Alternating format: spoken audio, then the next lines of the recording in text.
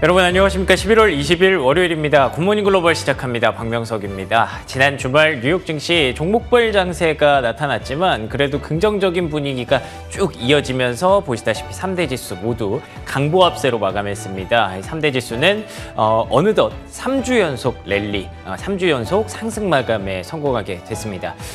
자, 먼저 금리부터 한번 확인해 볼까요? 지난주 물가지표 발표 이후에 금리가 급락을 했었죠. 그런데 4.4%대를 그대로 유지했습니다. 특히나 장중한 때는 4.38%까지 떨어지면서 지난 9월 이후 최저치를 기록했고요.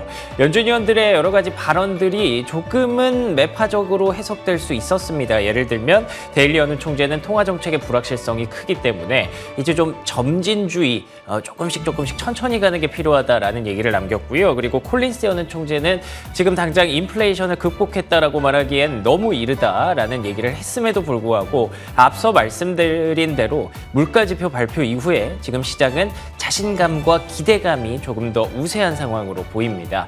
반면에 WTI 기준으로 국제유가는 4% 급반등이 좀 나왔습니다. 아무래도 지난주 내내 좀 빠졌던 것에 대한 반발작용도 있는 것 같고요. 그리고 로이터에 따르면 사우디를 비롯한 오펙 플러스 국가들이 원래 올해 연말까지 감산을 하겠다고 했잖아요. 그런데 그걸 유가가 너무 많이 떨어지다 보니까 내년 봄까지 연장할 것 같다라는 추측성 보도가 나왔던 것도 영향을 좀 준 것으로 보입니다. 이렇게 지표들이 좀 헷갈려서 그런지 전반적으로는 종목별 장세가 나타났고요.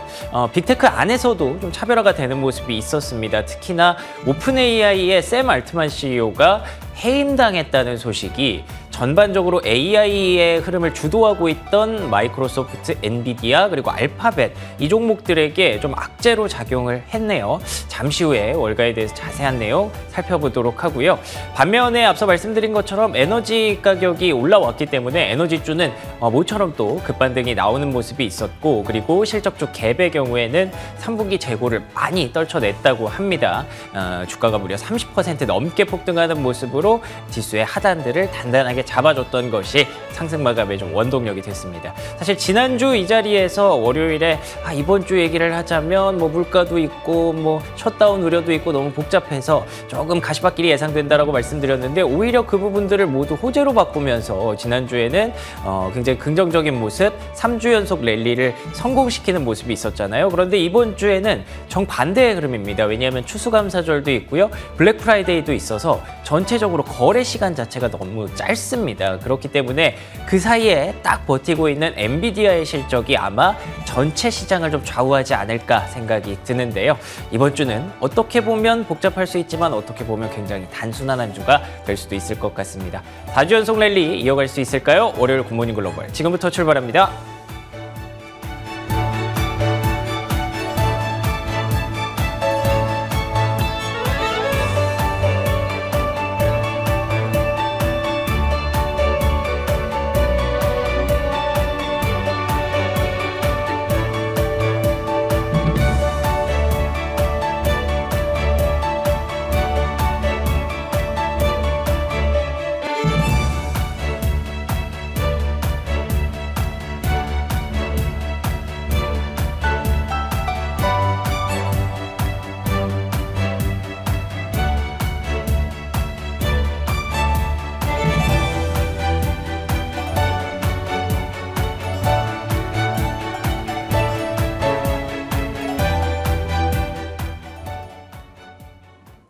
이번에는 미증시에서 있었던 종목별 메가 이슈들 정리해드리는 메가 이슈 시간입니다. 먼저 마감 지수들 살펴보도록 하겠습니다.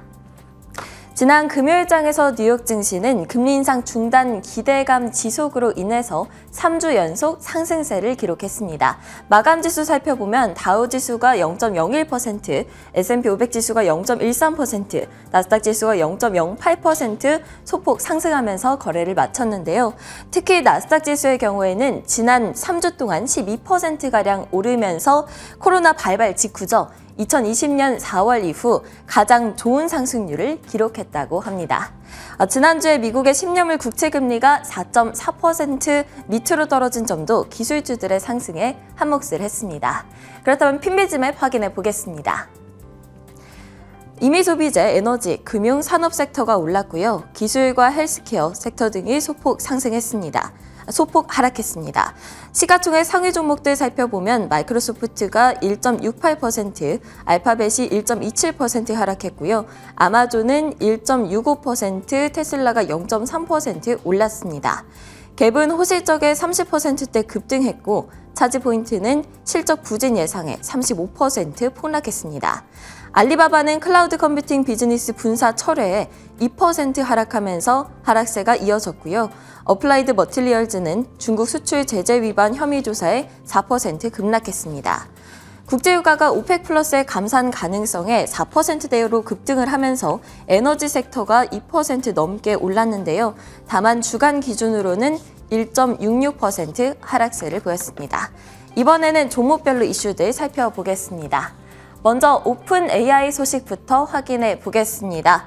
챗 GPT의 아버지라고 불리는 샘 울트먼 CEO가 전격 해임됐다는 소식이 들려왔습니다. 자세하게 살펴보도록 하겠습니다. 18일에 샘 울트먼이 오픈 AI CEO 자리에서 해임을 당했는데요. 퇴출당한 이유를 살펴보니 이사회와의 소통 문제가 있었다고 합니다. 그래서 불신임을 이유로 사퇴를 당한 건데요. 시장은 갑작스러운 사임 소식에 혼란을 겪고 있는 상황이죠. 퇴출 배경을 두고 의견이 분분한 상황입니다. 공동 창업자와의 권력 다툼 때문이다라는 추측도 있고요. 또 챗 GPT 관련해서 출시 관련 논쟁이 격화됐을 것이다라는 의견도 있는 상황입니다. 블룸버그에서는 울트먼이 이 AI 칩 자회사 설립 추진에 대해서 의견이 맞지 않아서 이 이사회와 의견이 맞지 않은 점이 주 원인이었을 것이다 라고 이야기를 했고요. 주요 투자자들을 중심으로는 울트먼을 복귀하자라는 움직임도 나타나고 있는 상황입니다. 울트먼이 새로운 회사를 차리게 될 수 있는 가능성도 제기가 됐는데요. 이럴 경우 그를 중심으로 새로운 동맹이 형성이 되고 쟁탈전이 벌어질 것이다 라고 합니다. 주요 투자자인 마이크로소프트의 경우에는 큰 충격을 주지 않을 것이라고 이야기가 전해지기도 했습니다. 다음은 아마존 소식 확인해 보겠습니다. 아마존은 알렉사 사업부 수백 명을 감원한다는 소식을 전했는데요. 주가는 상승 마감을 했습니다. 이번 해고는 지난해부터 아마존이 돌입한 이 비용 절감 정책의 일환입니다. 2만 7천 명가량의 인력을 감축해 왔는데요. 이번 감원은 사업 우선순위의 변화 그리고 생성형 인공지능에 더 집중하기 위함이라고 합니다. 알렉사 사업부 중 어떤 부분을 중단할지는 명시하지 않았는데요. 또 주 3일 이상 출근 정책을 만들면서 이를 지키지 않으면 승진해서 누락시킬 것이다 라고 이야기를 했습니다. 직원들이 재택근무를 선호를 하자 이를 해소시키기 위한 카드로 제시를 한 거죠. 주가는 확인해 보도록 하겠습니다. 상승 마감했는데요. 1.65% 상승 마감했습니다. 다음은 갭 소식 확인해 보겠습니다. 실적이 예상치를 상회하면서 30% 폭등했습니다. 미국의 대표적인 의류 소매 기업이죠. 주당 순이익이 59센트로 시장의 예상치였던 19센트를 크게 상회를 했고요. 매출도 역시나 예상치를 상회했습니다. 주가는 30% 넘게 폭등하면서 거래를 마쳤습니다. 차지 포인트의 경우는 실적 부진 예상에 35% 폭락했는데요. 고금리 그리고 북미와 유럽의 핵심 시장이 압박을 받았다면서 월가 예상을 밑도는 실적 전망을 공개를 했습니다. 최고 경영자를 교체하기도 했는데요. 주가는 35% 넘게 폭락하면서 거래를 마쳤습니다. 다음은 GM, 스텔란티스, 포드 이 세 기업이 임금 협상안을 가결했다는 소식이 들려왔습니다. 그러면서 6주간의 파업이 드디어 종료가 됐는데요. 이 미국 빅3 자동차 업체들은 노조가 4년간 임금 25%를 인상하는 내용에 최종 동의를 했습니다. 이 임금 협상 합의 여파로 비노조인 토요타와 혼다 등도 임금 인상 행렬에 동참을 하게 됐습니다. 지금까지 메가 이슈 전해드렸습니다.